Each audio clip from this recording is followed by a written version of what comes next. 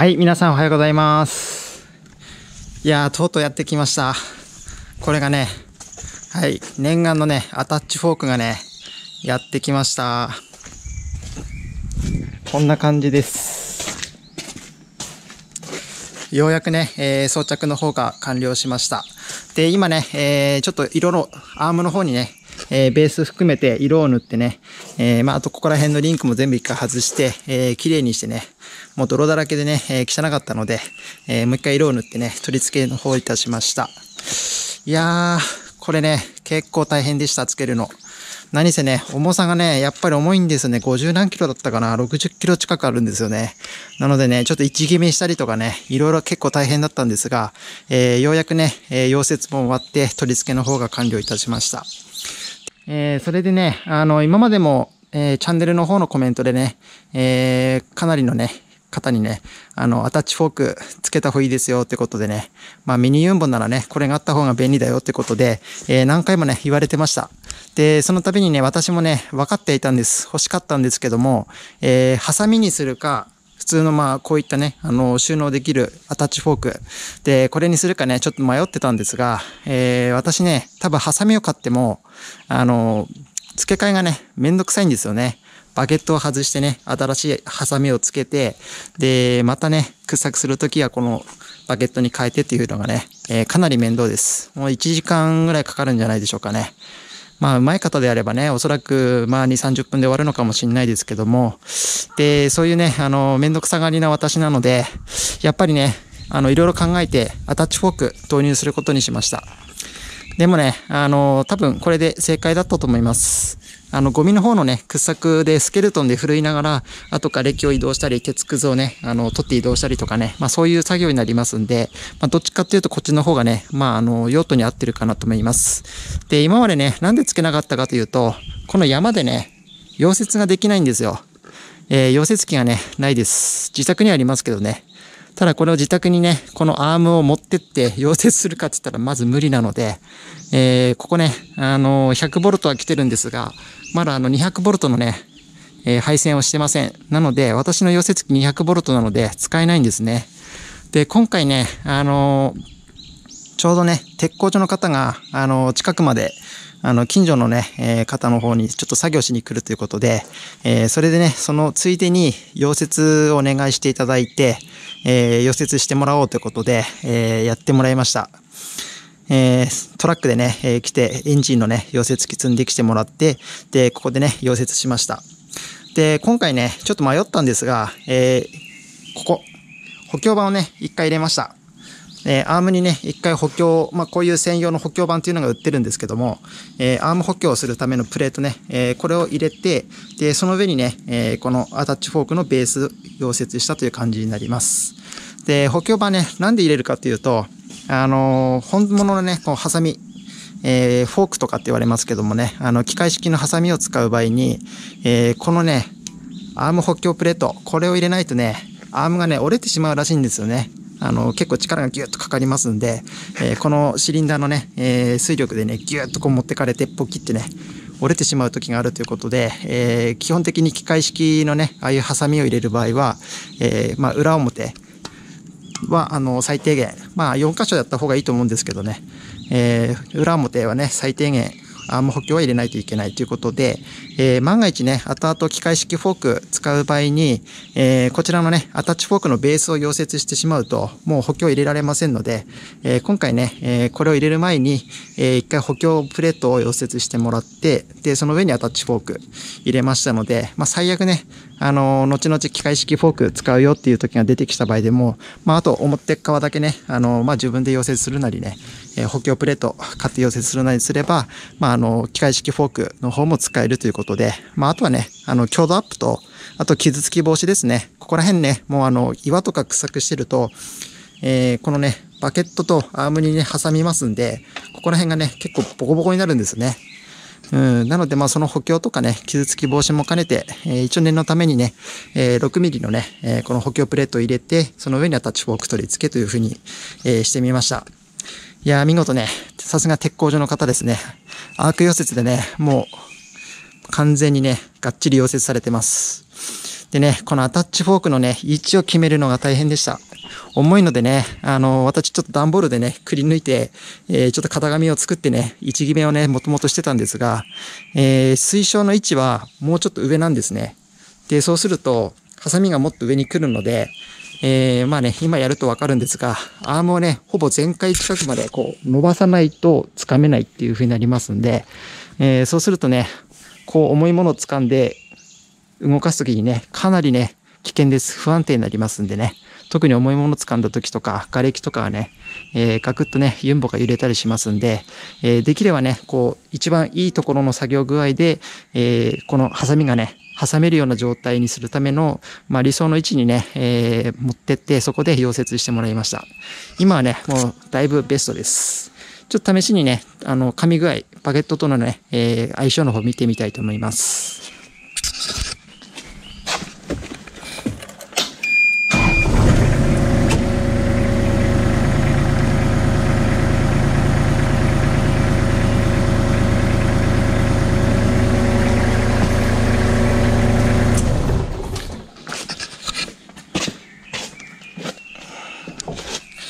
はい、こんな感じになります。でね、ちゃんと先端でね、こんな感じで、挟むことができます。私の場合はね、バケットスケルトンに書いてて、爪がね、5本ありますんで、この2本爪タイプのね、このアタッチメントにしたんですが、これでね、取り付けの方してみました。で、これね、収納はね、めちゃくちゃ簡単です。ちょっとやってみます。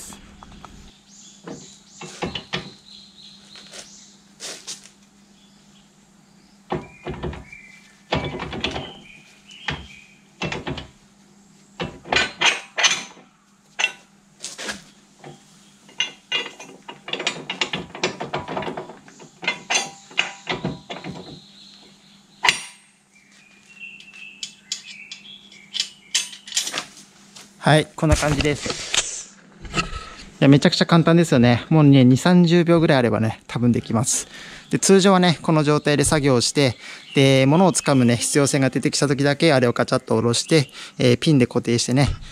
それで、ハサミに変えれるっていう風になります。それじゃあね、ちょっと試しにね、ここにブロックを置いて、掴めるかどうかね、ちょっとやってみたいと思います。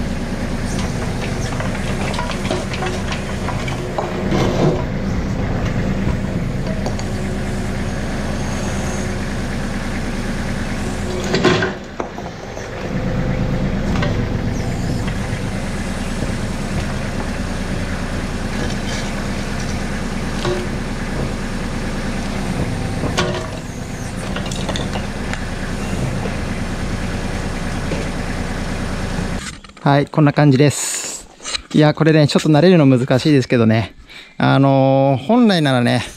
もうちょっと上なので、もっとね、アームをね、全開並みにね、伸ばさないとね、つかめないんですが、一応ね、ここまでね、下げました。もうね、結構ギリギリの位置です。で、これ以上はね、もう下げれないので、今の距離がね、まあ、最低限つかめる、まあ、手前の位置という風になります。これね、ちょっと掴んだだけでね、まあ、このブロックが脆いっていうのもあるんですがね、すぐに割れちゃいましたね。これすごいね。じゃあね、ちょっと試しに、いろんなものをね、掴みながら、ちょっとテストをね、していきたいと思います。本来はね、多分ね、こう、瓦礫をね、掴んでね、割れるまではね、あんまり力をね、加えない方がいいと思います。アタッチフォークとかね、ピンとかにね、結構負担かかりますんで、アームは補強してますけどね、まあ、本体にちょっと負担がかかるのでね、あんまり力はね、入れない方がいいと思います。なので、掴んだらね、そこで止めるっていうような、慣れる操作がね、必要になってくるかと思います。じゃあちょっとね、瓦礫の方とか、まあ、木くずがね、たくさんありますんで、どんな感じで掴めるかね、ちょっとやってみたいと思います。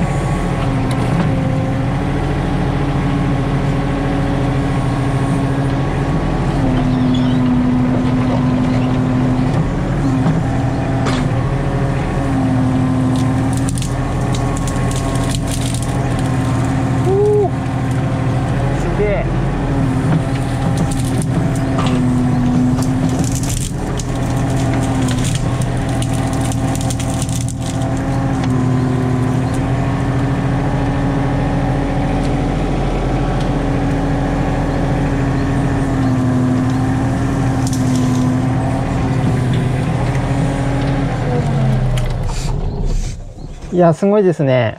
今ね、私がこれ一生懸命手作業でね、積んできたこのつるね、一気に持てちゃいましたね。いや、これはすごい。そしたらね、ちょっといろいろやってみたいと思います。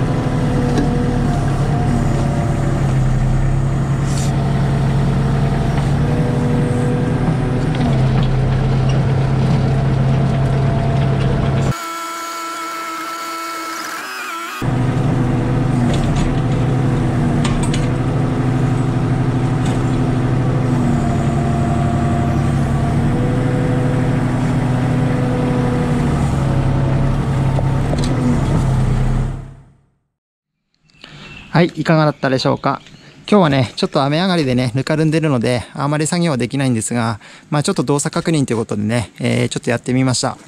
いやー、これね、ものすごい強いですね、やっぱり。こんなにね、分厚いんですよ。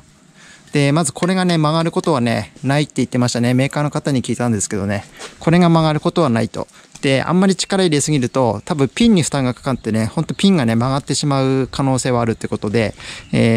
先ほど言ったようにね、もう無理しないように、やっていこうと思います。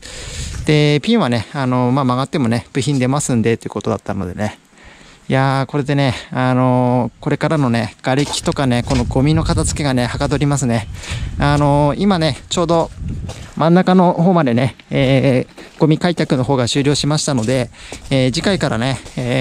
ひとまずゴミ開拓の方は中断しまして、で、そこからね、ゴミの仕分けに入ります。で、ここまでがね、今終わった段階ですんで、ここにね、積み重なってる、木くず、あと、瓦礫とね、鉄くずと、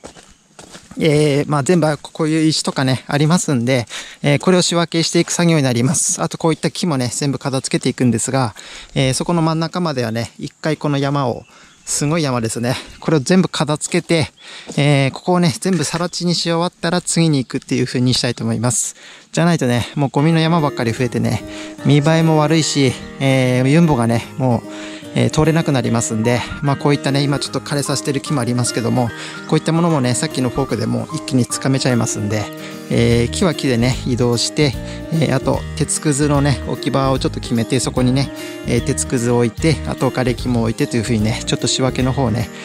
これでね、ようやくね、ユンボだけでおそらくある程度は仕分けできると思います。今まではね、全部手作業でやってましたけどもね、さすがにね、ちょっと危ないんですよね。足場は悪いし、とんがったもの、鉄くずとかね、瓦礫もありますし、本当にね、転んだりね、足元ね、崩してね、本当危険です。なのでね、やっぱりこういうのはね、重機でやった方がいいと思います。はい、ということでね、今回はアタッチフォーク、導入したということで、ちょっとレビューの方ね、してみました。次回以降ね、また、仕分け作業の方ね、ユンボのアタッチフォークを使ってすると思います。で、今回ね、なんで急いだわけじゃないんですかね。なんでこれをつけたかっていうとね、ちょっと近所の方がね、新しくね、土地を買ってね、で、そこのね、山小屋があるんですよ。で、その山小屋をね、取り壊すということで、ちょっとね、近所の方みんなでやろうということでね、それで、それを取り壊す、解体する前にね、ちょっとアタッチフォークをつけて、いろいろ解体物をね、こう、動かしたりね、できるようにしようということで、その前にね、取り付けの方してみました。はい、こんな感じです。じゃあまた次回以降もね、仕分けの方ね、動画の方上げていきますので、よろしくお願いいたします。ありがとうございました。